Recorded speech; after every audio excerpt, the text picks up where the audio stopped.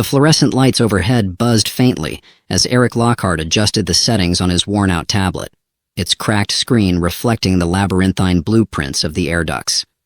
He was knee-deep in his third service call of the day, which felt exactly like the first two, dull, uneventful, and monotonous. Life as a Level C maintenance technician at the Harrison Research Facility wasn't glamorous. He often joked to himself that he was the janitor of things that didn't need mopping. "Another day, another clogged vent," he muttered, his voice echoing faintly in the empty corridor. His humor was his coping mechanism, even if it often went unappreciated. Humor, after all, didn't make government-grade air purifiers any less complicated. The facility had always creeped him out. A sprawling complex buried beneath 50 feet of concrete and secrecy, it had an air of ominous grandeur. Everyone walked around tight-lipped, nodding curtly at one another, but rarely stopping to chat. Eric wasn't privy to what exactly they were researching here, and he was smart enough not to ask. Whatever was going on above his pay grade was none of his business, and that was just fine. His job was to fix things, not solve mysteries. At least, that's what he thought until he found the door. The job order had said something about a ventilation failure in subsection D, an area Eric had only been to once before during his training.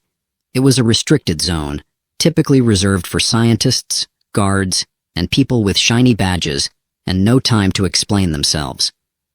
But the ticket had come through, and protocol dictated that maintenance issues needed immediate attention. He strolled down the long, sterile hallway, humming an off-key rendition of Staying Alive to stave off the creeping silence. His boots clacked against the tile floor as he scanned the wall for the right panel. That's when he noticed it, a steel door, unmarked and slightly ajar. Eric paused, narrowing his eyes. Every door in the facility was labeled, numbered, or locked tight. This one, it was none of the above. "Well, that's not ominous at all," he muttered. Against his better judgment, he poked his head through the opening. The room beyond was dimly lit, the glow from various monitors casting flickering shadows across the walls. The air felt colder here, with a faint metallic tang that tickled the back of his throat. Rows of machines beeped and whirred softly, their functions inscrutable. And in the center of it all was her. Eric froze, his breath catching in his throat. At first, he thought it was some sort of art installation, an elaborate experiment in robotics or holography. But no, the figure in the chair was undeniably alive. She was humanoid, but not human, at least, not entirely. Her skin shimmered like molten silver, catching the light in a way that seemed almost fluid. Her limbs were long and graceful, her movements minimal but deliberate, and her eyes. They were unlike anything Eric had ever seen. They glowed faintly, a soft bluish-white light, like distant stars on a clear night. She was restrained, her wrists and ankles bound by cuffs that emitted a low, steady hum. Tubes snaked from her arms to the surrounding machines, and the monitors displayed readings Eric couldn't begin to understand. For a long moment, Eric simply stared, his mind racing to catch up. This wasn't just above his pay grade. This was another galaxy entirely. She turned her head slowly, her gaze locking onto his. It wasn't just a look. It was a connection, raw and electric. Eric felt something stir in his chest, a mix of awe, fear, and a strange, inexplicable sadness. Hi," he managed to croak, raising a hand awkwardly. Humor had always been his defense mechanism, and old habits died hard. "You don't look like you're on the maintenance schedule." Her head tilted slightly, a gesture that felt more curious than threatening. Her eyes flickered, scanning him with an intensity that made him feel like he was the one under the microscope. Eric took a hesitant step forward, his instincts warring with his common sense. This was insane. He should leave, report this, pretend he'd never seen it, but the way she looked at him, there was something undeniably human about it, a silent plea that cut through his fear. "I'm guessing you don't want to be here," he said softly, his voice steadier now. She didn't respond, but he didn't expect her to. Still, there was something in her expression, a subtle softening, that felt like agreement. Eric glanced around the room, his eyes landing on the control panel nearest to her. He didn't know exactly what he was looking at, but it wasn't hard to spot the lock's controls. A few keystrokes, a couple of overrides, and he could release her. Or he could walk away. The rational part of his brain screamed at him to do the latter, but Eric had never been one to follow the rules. Rules were what had landed him in this dead-end job, fixing air ducts for people who barely acknowledged his existence. Rules didn't make the world better, they just kept it orderly. And this felt bigger than rules. "All right," he said, stepping closer. "Let's see if I can figure this out without accidentally blowing us both up." It took longer than he would have liked, mostly because the interface wasn't exactly user-friendly, and Eric's grasp of alien technology was, unsurprisingly, non-existent. But after a few tense minutes, the cuffs released with a soft hiss. She stood slowly, her movements deliberate as if testing her newfound freedom.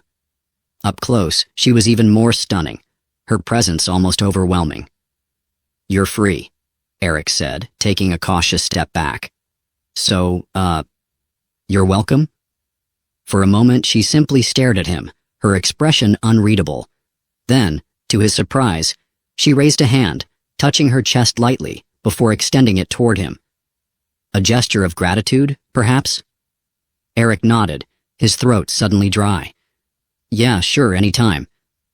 Before he could say anything else, she moved, fast and silent, like a shadow slipping through the door. By the time Eric gathered his wits enough to follow, she was gone.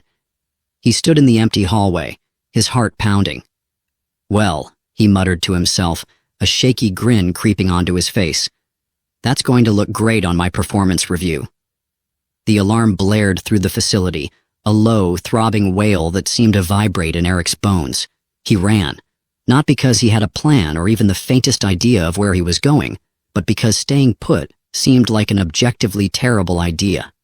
"Brilliant, Eric," he muttered under his breath as he ducked into an empty corridor, his voice nearly drowned out by the sirens. "You couldn't just stick to unclogging vents, could you? No, you had to go and liberate the alien prisoner. Great career move. Really top-notch decision-making." The hallways all looked the same, long stretches of sterile white tile broken only by the occasional flicker of fluorescent light. Somewhere behind him, the rhythmic thud of boots echoed closer, and Eric's stomach churned. Facility guards, no doubt armed to the teeth and deeply uninterested in hearing his side of the story. He skidded to a stop at an intersection, the soles of his boots squealing against the floor. Left or right? Both options looked equally bad, but the sound of approaching footsteps made the decision for him. He darted right, his heart pounding so loudly he swore it could set off another alarm.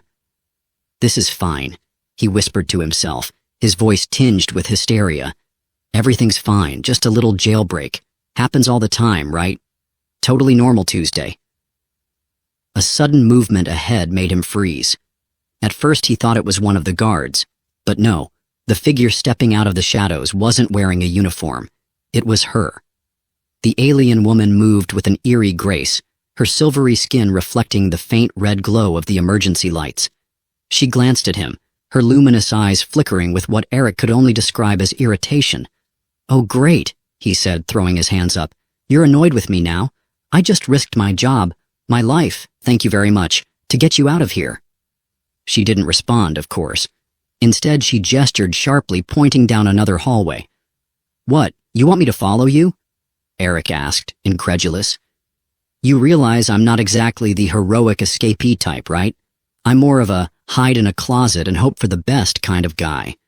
Her glowing eyes narrowed, and for a moment, Eric could have sworn her expression said, "Do you ever stop talking?" Okay, he said, raising his hands in mock surrender. "Lead the way, Your Highness."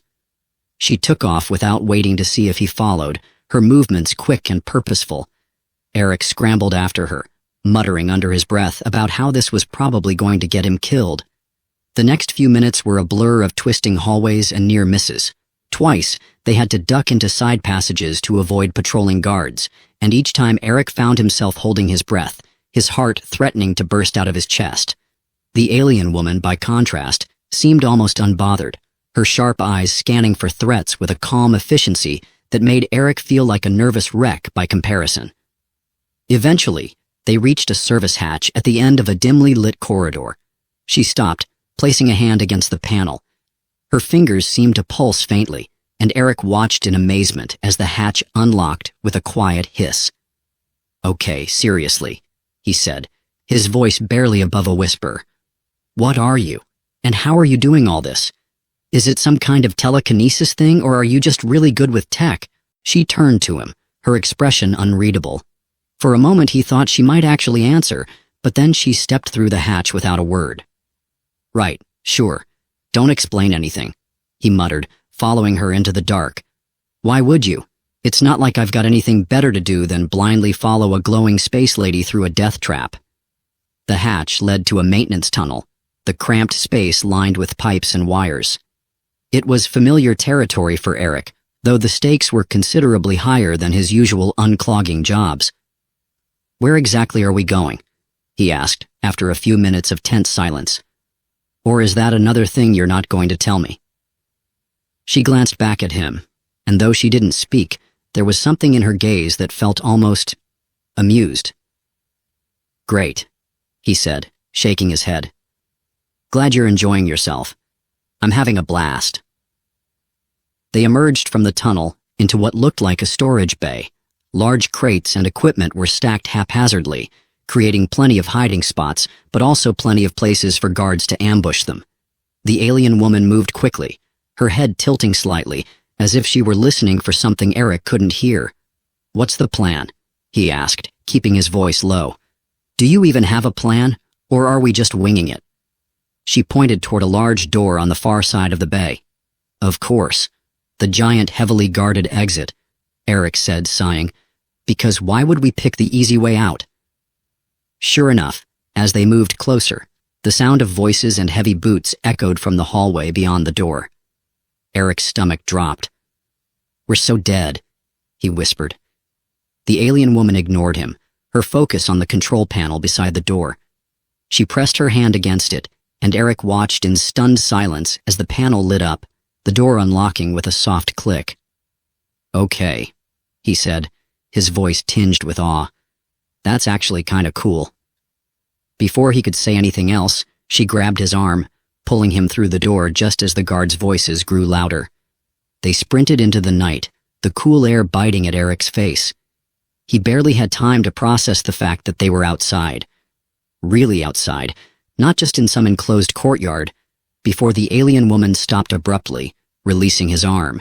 She turned to him, her glowing eyes meeting his. For a moment, neither of them spoke. Then she raised her hand, touching her chest lightly, before extending it toward him in a gesture of gratitude. Eric blinked, his breath visible in the cold air. You're welcome?" She gave him one last look, a mixture of gratitude and something else he couldn't quite place, before turning and disappearing into the darkness. Eric stood there for a long moment, his mind racing. "Well," he said finally, a shaky laugh escaping him. "That's probably going to get me fired." The following morning, Eric Lockhart sat on his second-hand couch, sipping lukewarm coffee out of a mug that read, "World's Okayest Employee." He'd bought it years ago as a joke, but this morning it felt more like a prophecy. His apartment was small, cluttered with the kind of furniture you acquired out of necessity, not taste. The air smelled faintly of burnt toast, and the TV buzzed softly with the local news. He wasn't paying attention to the anchor's cheerful banter or the weather report, though.